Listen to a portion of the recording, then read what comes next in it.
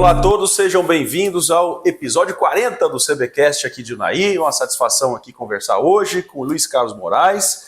Luiz Carlos, ele é ex-policial militar no estado de Goiás, policial da reserva aqui do estado de Minas Gerais e advogado. Unaiense também, nasceu por aqui na região. Luiz Carlos, seja bem-vindo. Boa noite, doutor. É um prazer participar do 40º podcast, né? É um prazer. Eu sou unaiense, unaiense da Gema, né? Nascido aqui na beira do Rio Preto. Como o senhor disse também, fui policial lá no estado de Goiás, por um período lá de quase 6 anos, e o restante aqui em Minas, onde eu fui para a reserva em 2014, e também quando terminei minha faculdade em 2014, que eu formei em Direito. Começa explicando essa questão da reserva aí. Você pode ser chamado em alguma situação de urgência, alguma guerra declarada, alguma situação assim, até os 65 anos, não é isso? Perfeito. Nós militares, quando nós completávamos, antigamente era 30 anos de serviço, hoje é 35. Quando você completa esse período de serviço, você vai para uma reserva remunerada. E essa reserva remunerada, você perdura até os 65 anos. Então, até os 65 anos, você pode ser chamado numa necessidade, convocado pelo governo ou pela nação. E depois dos 65 anos, aí nós vamos para aquela que nós estamos definitivamente desligado da polícia, assim, de prestar serviço, né? É o que nós chamamos de reforma. Muito bom. Essa reforma, 65 anos e um dia, estou na reforma. Bacana. Luiz, Luiz Carlos, tem uma trajetória única, né? Ex-policial militar no estado de Goiás, policial aqui em Minas na reserva, e agora advogado, se tornou advogado já tem um bom tempo, né? Acho que você formou em 2014, foi isso? Pela Senec. Como é que é essa tripla experiência de vivenciar a segurança pública, junto na ponta da repressão, da prevenção de crimes, e agora na defesa de direitos? Como é que essa estrutura moldou a sua visão sobre esses desafios no setor de segurança e, ao mesmo tempo, na advocacia dos direitos, né, da defesa, ou até na acusação, às vezes atuando como assistente de acusação? Bem, doutor, é interessante. E quando eu estive no Polícia de Goiás, foi antes da Constituição de 88. Então os procedimentos eram totalmente muito diversos após a Constituição de 88. Saindo da Polícia de Goiás, eu vim para Minas, já entrei na Constituição de 88, onde a própria Constituição começou a exigir determinados padrões de respeito mais alongados do que antigamente, do que antes dela. Então isso foi uma mudança grande. Eu percebo bem que naquela época houve uma resistência das forças em seguir aqueles procedimentos exigidos, mas isso foi moldando. Isso é uma questão de mudança, há uma resistência, mas as instituições se encarregaram de cursos, de treinamento para que isso fosse implantado, foram implantados, e no final, agora, naquela época, como policial, eu defendia os direitos da sociedade, e você, de certa forma, você via o infrator com outros olhos. Agora, quando você está na defesa deles, que você faz a defesa dos direitos dele, você não olha a pessoa, você olha os direitos, a visão é diversa, porque você está olhando os direitos de uma pessoa e não de um criminoso. Quando você vê ele como um criminoso, como um infrator, quando você é o policial. Aí eu estou vendo o inverso. Qual que é o direito dele perante aquela infração que ele praticou? Perfeito.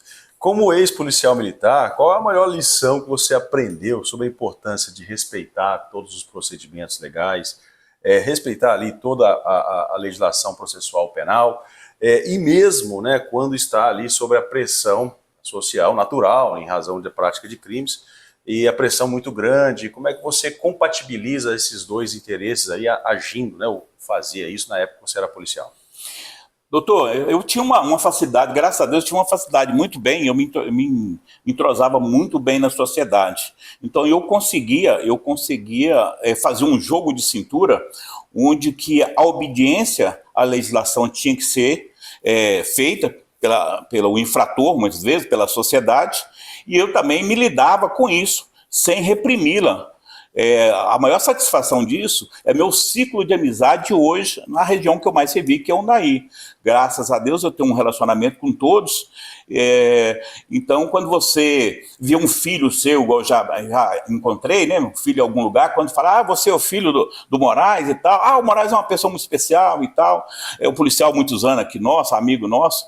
Então eu consegui fazer esse jogo de cintura, que muitas vezes os policiais militares não conseguem fazer essa cintura.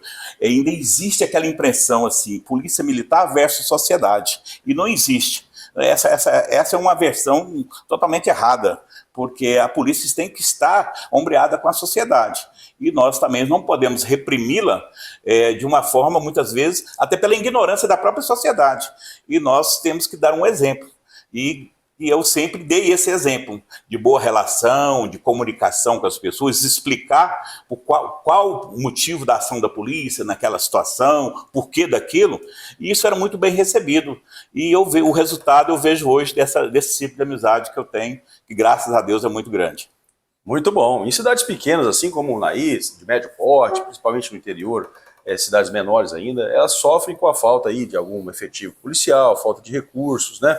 E a Guarda Municipal vem sendo aí focada como uma das opções, né, para ajudar os demais órgãos de segurança pública, né, Polícia Militar, Polícia Civil, etc. Como é possível otimizar a segurança pública com essa estrutura, né, da Guarda Municipal, que hoje é uma realidade em vários municípios de médio porte? Recentemente o Supremo decidiu que a Guarda Municipal ela é equiparada às demais forças de segurança pública. Existe uma proposta de emenda constitucional, se não me engano, 37 de 2021, que busca trazer, igual os policiais penais, a Guarda Municipal, né, claro, com funções um pouquinho ligeiramente diferentes da Polícia Militar, por exemplo, mas está atuando de forma preventiva nos locais, né, de bens de uso comum do povo, praças, ruas, né, enfim, locais públicos. E como que essa polícia pode ajudar, a Polícia Municipal pode ajudar as demais forças a conter a violência? Bem, eu entendo que a Guarda Municipal, a vinda dela, ela só vem a somar. Nós podemos ver que muitas vezes há uma discussão muito grande entre existir duas polícias, Polícia Civil e Polícia Militar. Isso não muda, a legislação é uma só. O que acontece? Nós temos experiências, hoje, por exemplo, nós temos em São Paulo, né, a GMC lá, que tem um trabalho efetivo muito bom, e nós temos nos Estados Unidos, nós temos lá mais de 50 tipos de polícia. Só que lá existem as polícias municipais, as estaduais e as federais, igual ao Brasil. E funciona muito bem a municipal. Eu acho que a municipal, o que acontece? Quando os servidores da Guarda Municipal estão definitivamente locados, né, na cidade, daquele município, ele tem facilidade melhor de estar próximo da sociedade, de conviver com a sociedade. E segurança pública, para você entender segurança pública hoje, você tem que conviver com a sociedade.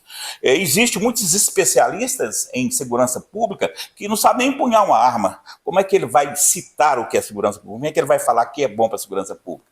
Então, aquele que está com a sociedade é que vai entender, ver as dificuldades, qual que é o tipo de crime predominante naquele município, quais são as causas e o que precisa ser combatido. Com recurso mesmo, com recurso pequeno dos municípios, possa ser combatido. Por quê? Porque a sociedade, quando ela vê um fruto que beneficia ela está de braços abertos para ajudar. É um caso muito específico do Nair, a sociedade que ajuda muito. Então eu vejo com muito bons olhos, não interfere na ação da Polícia Militar, nenhum tipo de polícia. Geralmente diferentes. São diferentes, a legislação é uma só, cada um com a sua missão, e quem vai ganhar com isso, eu vejo, é a sociedade, que é o objetivo, o foco principal é atender e dar segurança à sociedade. Maravilha. O Roberto Mota, no livro A Construção da Maldade, ele explica, né, de forma muito cristalina, que a impunidade é um dos fatores que levam a gerar um acréscimo, né, de violência e criminalidade.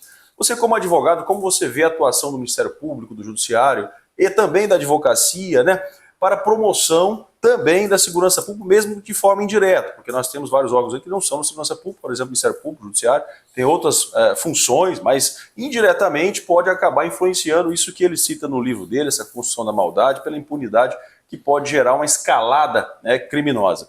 Como é que você vê isso, né, principalmente no interior, essa integração, essa forma de atuação desses agentes?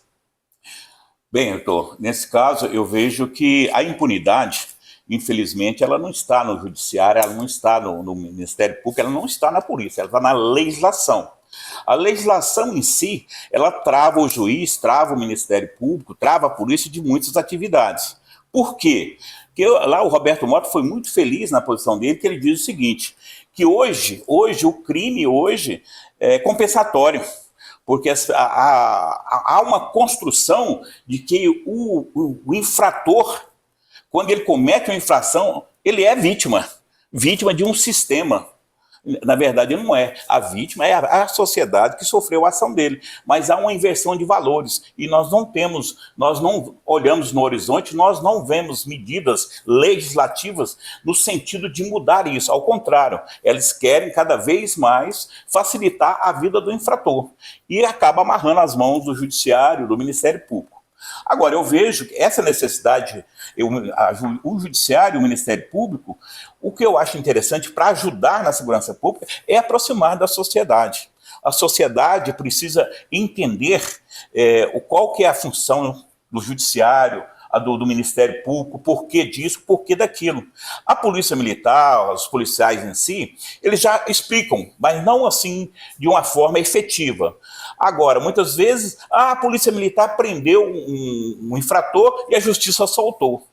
Aí a culpa fica na Justiça, mas não é. É uma legislação, não é culpa do juiz, não é do promotor, é uma legislação. E temos que lembrar que o Poder Judiciário, o Ministério Público, outros, não só apenas pedem alvará de soltura, eles decretam prisões, mantêm as pessoas presas, é um sistema que é conjugado, né, está em conjunto, e muitas vezes, principalmente o Ministério Público, observa a regularidade sob outro olhar. Por exemplo, ele vê que, por exemplo, um indivíduo deveria estar preso naquela ocasião de um flagrante, ele solicita a decretação da prisão preventiva daquele indivíduo no momento em que, por exemplo, uma audiência de custódia é realizada. Né? Então isso, nós precisamos de ter uma visão um pouco mais, vamos dizer assim, ampla, né, talvez, né, Moraes, sobre esse sistema para que ele funcione de maneira eficaz, de modo a não termos, né, essa, vamos dizer assim, ponta que não fecha, alguma distorção, né, em relação ao objetivo do Estado também frente à questão da criminalidade. Agora, vamos falar de agronegócio, porque aqui o Unaí, né, nós temos essa característica do agro, do campo, né, e da segurança no campo é um dos pontos principais para a população de Unaí, para nós unaienses. Você, que já atuou na patrulha rural lá atrás, eu queria saber dessa época, né? Quais são os crimes mais comuns que aconteciam lá atrás? Como é que você vê isso progredindo hoje? E quais estratégias que podem ser adotadas, não só pela polícia, mas também pelos proprietários, pelas pessoas que moram na zona rural? Bem, Nilton, eu me recordo que na época, quando se criou a ideia de... Primeiro criou-se a ideia de polícia comunitária, que era exatamente... Ela ia funcionar hoje, poderia me falar que seria a polícia comunitária, para estar próximo da sociedade, da comunidade, que seria hoje, eu vejo que poderia ser feito pela Guarda Municipal. E né, logo depois criou-se o patrulhamento rural. Por quê? Em virtude do novo cangaço, do tipo do crime do novo cangaço. Nós não tínhamos aqui o que acontecia no Nordeste, na Bahia, né, mas nós tínhamos o quê? Os furtos e roubos em fazenda. Porque produtos agrícolas são muito caros, o maquinário são caro, então isso era buscado por eles, e quando o socorro chegava da polícia, já demorava, eles já estavam longe, já tinham fugido de um estado para outro, já tinham ocultado esses produtos, ficava difícil a investigação. A Polícia Militar de Minas, na época, aqui fez uma parceria com os fazendeiros, foram doadas viaturas, manutenção dessas viaturas, e a polícia entrava com os policiais. E se criavam rotas para que eles atendessem as comunidades. E essas rotas eram sorteadas, então não era no mesmo dia, não era aquela rota, ou não, aquela rota. Essa rota ela podia ser feita hoje, amanhã ela podia ser feita de novo, depende do sorteio. E isso foi criando uma efetividade.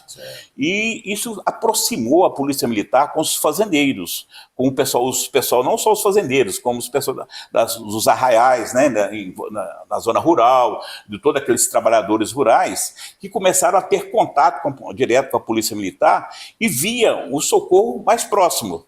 E começaram a ter o contato dessas pessoas ali do pessoal da guarnição, o telefone celular que passou a ser usado, e eles começavam a contactar direto com a equipe. Exato. Muitas vezes uma equipe entrava de serviço, ela já tinha recebido uma ligação de alguém para alguma coisa, aí você fazia aquela visita tranquilizadora, uma pessoa suspeita na região, eles já iam para fazer essa abordagem, o que não era feito antes. E hoje facilitou bastante, né, Moraes? Porque você tem hoje um aplicativo Cinesp Cidadão, que você faz uma pesquisa, por exemplo, de um funcionário que vai começar a trabalhar com você, como colaborador, como prestador, como empregado. Quer dizer, o fazendeiro, ele tem que tomar um cuidado sobre a vida pregressa da pessoa que ele vai se relacionar. Relacionar de emprego ou de prestação de serviço. Às vezes o cara é um diarista que vai lá para roçar um pasto, ele vai ali para ajudar a tirar um leite, né, ou mesmo vai servir de operador de máquina. Nós temos que perceber qual é o histórico desse cidadão. Porque muitas vezes a gente percebe, às vezes um proprietário mais desavisado, né, contrata um indivíduo com mandado de prisão aberto, um cara perigoso, então vai causar uma intranquilidade não só para ele, mas como a região toda, né, porque ele passa a ser um olheiro ali. Então, quer dizer, hoje essa tecnologia facilitou bastante.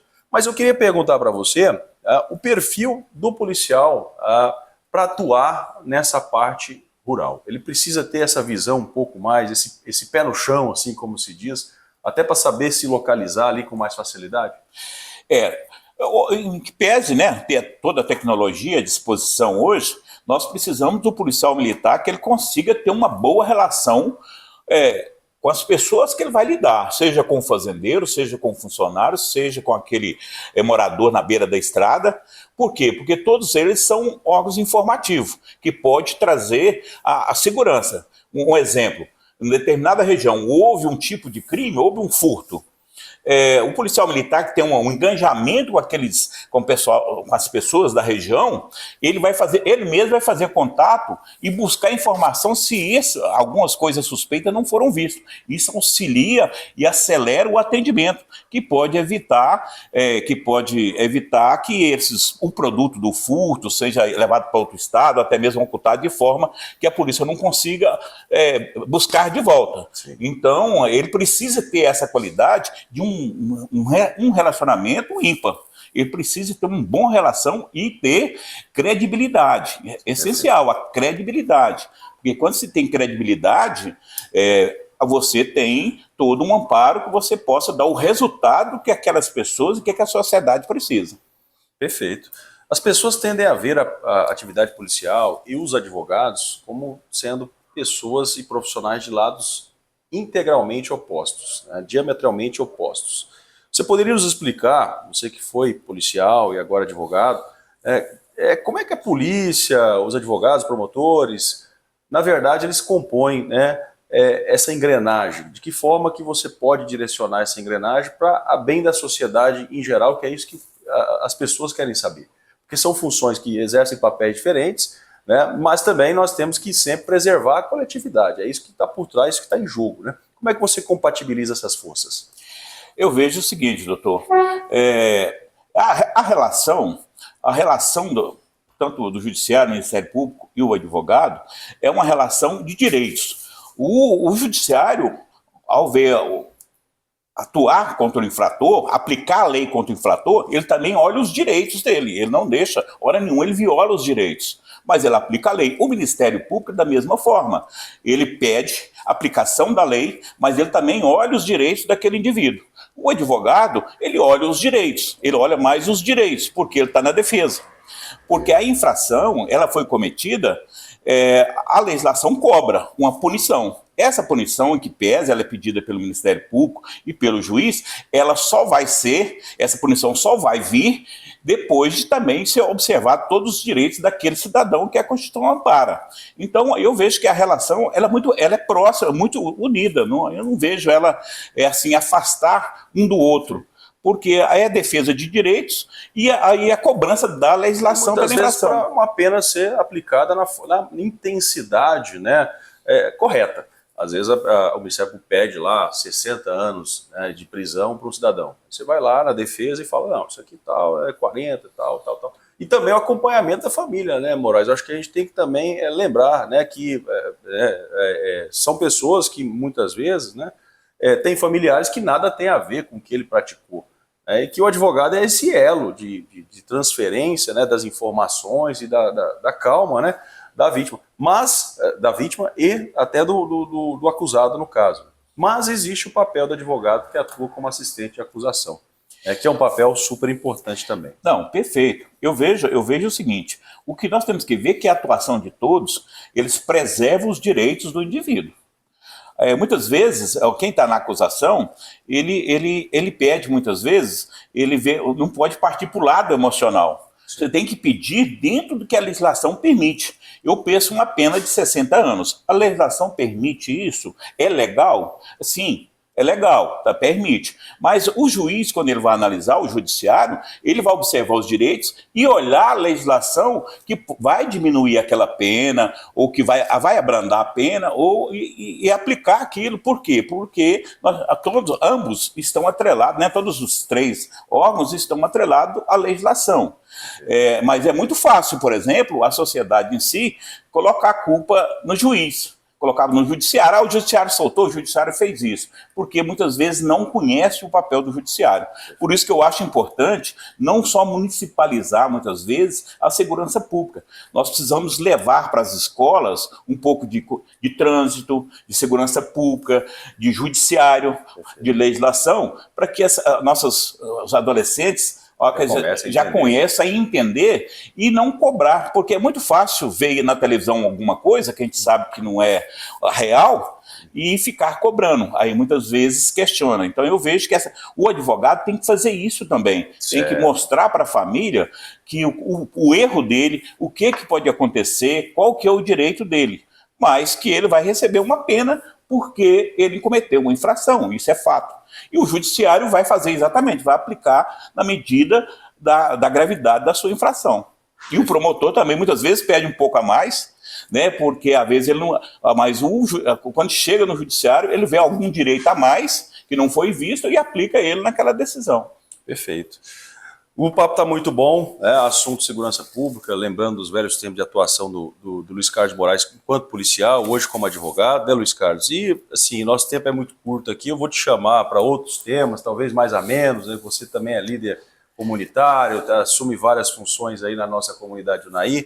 Depois da reserva, você tem várias atividades, isso é muito, muito bacana, né, de ver você atuando, nunca parou, né, sempre está à disposição. Isso é muito bom. E tem outros temas, com certeza, que nós voltaremos aqui para a gente conversar. Mas para finalizar, qual é a sua principal mensagem e conselhos aí para os agentes políticos, prefeitos, vereadores, né, para líderes comunitários, né, e o cidadão em geral que desejam reduzir ainda mais esses índices de criminalidade? Olha, eu vejo hoje, doutor, existe hoje, tanto a Polícia Militar, quanto o Ministério Público, quanto o Judiciário, existe muito bons palestrantes que possam levar a mensagem correta de segurança pública para a comunidade. E isso é importante que escolas, as associações, chamem, convoque lá a Polícia Militar, um membro do Ministério Público, para explicar para a sociedade, naquela reunião, como funciona a segurança pública, o que é necessário, a importância. Eu acho que essa ligação ela é muito importante. Por isso que eu sou favorável à Guarda Municipal, exatamente para poder essa aproximação. E a sociedade ela é curiosa, ela precisa conhecer, porque ela só vê na televisão. E quando você tem isso, quando os líderes, os políticos colocam isso em sua meta, leva para uma escola municipal, para a secretaria, para ter essa proximidade, um fato muito importante, eu estava até discutindo isso com alguém lá do judiciário, a importância de palestra que nós temos em município hoje, a necessidade de palestrar, onde nós temos muita violência sexual contra criança e adolescente. Como é importante nas escolas explicar todo aquilo. Não adianta só soltar uma cartilha, né? Não.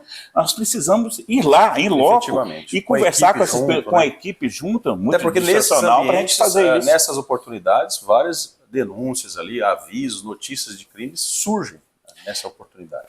Nós precisamos, porque quando você tem uma equipe para isso, o Judiciário tem hoje, o Ministério Público, a Polícia Militar tem, então eu vejo isso até mesmo de violência doméstica, isso é muito importante para fazer as causas e as consequências, porque aqueles que praticam e ouvir a consequência, ou está pensando em fazer, já vai inibir. E aqueles que têm vai trazer à tona, vai ouvir a reprimenda, e essa reprimenda é exemplo. Aí a sociedade dá uma segurança maior. Né? Eu acho que isso é importante mais para a gente ter a segurança almejada pela sociedade. Bacana. Luiz Carlos de Moraes, obrigado, viu? Parabéns pelas suas palavras aí, ótimo, né? Parabéns pelo seu trabalho aqui, o naiense, aquele velho ditado, né? O bom filho a sua casa sempre torna, né? Então foi para Goiás, ficou um tempo lá, um pouquinho diferente a Polícia de Goiás de Minas, né? Mas você pegou as experiências das duas atividades policiais, hoje como advogado, tem muito a contribuir aqui com a nossa comunidade, a nossa região. Parabéns, viu? E obrigado pela presença. Obrigado no podcast. Assim, me ajudou muito, né? A policial como advogado para me lidar, principalmente com as famílias. Para mim, eu tenho uma facilidade melhor de lidar. Eu acho muito bacana, mas estamos juntos. Eu acho muito interessante o podcast. Eu acho que nós precisamos fazer mais. É uma das fontes de informações, né? Fonte de informação. Você justamente falou, né? Explicar como é que funciona mais um pouco, né? Mesmo que seja em um período curto, né? Como funciona o judiciário, o Ministério Público, a advocacia, né? Por que ela está ali. Então isso é bacana. Vamos engajar mais. Esteja aqui novamente conosco, né? Para a gente aumentar esse espaço, né? Até trazer mais entrevistados, né? Fazer uma mesa aqui de comunicação. A sociedade Unai merece, né? Quem ganha é a sociedade Unai, que vai tomar conhecimento de muita coisa importante que eles nem imaginavam, mas que vão ficar curiosos, vão conhecer e vão entender, e vai ter a segurança, vai mudar, com certeza vai mudar. Bacana.